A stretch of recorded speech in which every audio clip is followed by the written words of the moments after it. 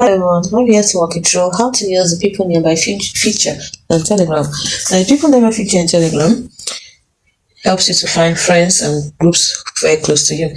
So first of all, you have to enable location. Then you click on the three lines at the top left corner.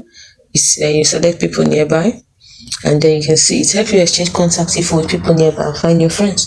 So as you can see, people nearby, you can show more with their names. Then it can also show you groups nearby. Can you see? It can show you groups nearby.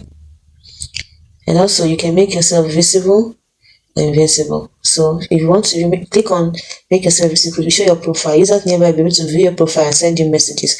This will help you to find new friends, but could also attract excessive attention. You can stop sharing your profile at any time. Of course, your phone number will remain hidden. So if I click on it, now people nearby can see my contacts and stuff.